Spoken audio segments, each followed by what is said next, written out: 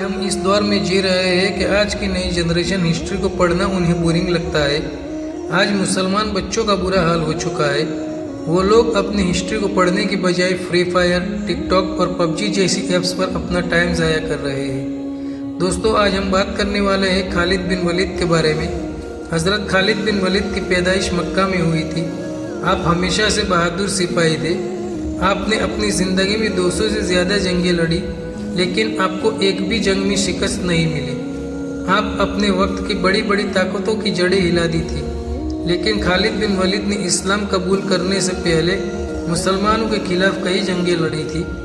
एक शख्स खत लेकर खालिद बिन वलीद के पास आया और उसमें लिखा था, क्या बात है खालिद, तुम एक ज़हीन आदमी होकर तुम्हें इस्लाम समझ में नहीं आ रहा।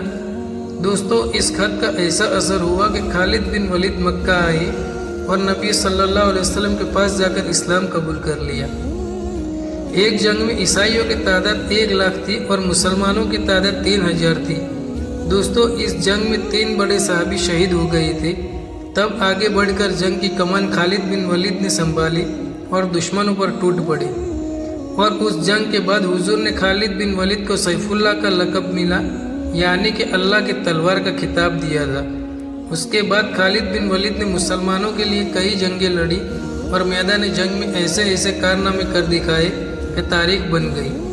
आज तक ऐसा कोई कमांडर नहीं जिसे अपनी ज़िंदगी में एक भी जंग ना हारी हो, लेकिन खालिद बिन वलीद एक लौते ऐसे इंसान थे जिन्होंने अपनी ज़िंदगी में एक भी जंग नहीं हारी।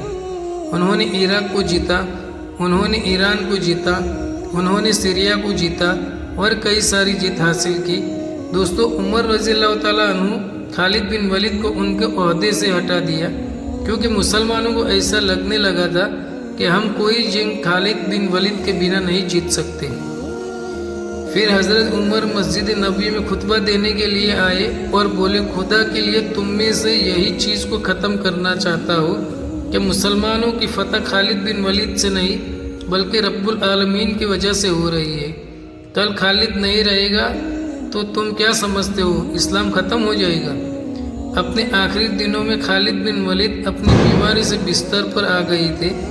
खालिद बिन वलीद की चाहत थी कि मैं शहीद की मौत मरना चाहता हूँ। खालिद बिन वलीद के शरीर पर ऐसा कोई भी हिस्सा मौजूद न था कि उनके शरीर पर तलवार के निशान न हो, लेकिन उन्हें शहादत नसीब नहीं हुई, क्योंकि नबी सल्लल्लाहु अलैहि वसल्लम ने खालिद बिन वलीद की तलवार को सैफुल्लाह का लक़ब दिया था, यानी कि अल्लाह की तलवार, और कोई अल्लाह की तलवार तोड़ नहीं सकता। हज़रत खालिद बिन वलीद ने फरमाया, दुनिया के बुज़दिलों को मेरा पैगाम सुना दो, अगर मौत मैदान जंग में होती तो खालिद बिन वलीद बिस्तर पर न होता। सुभान अल्लाह।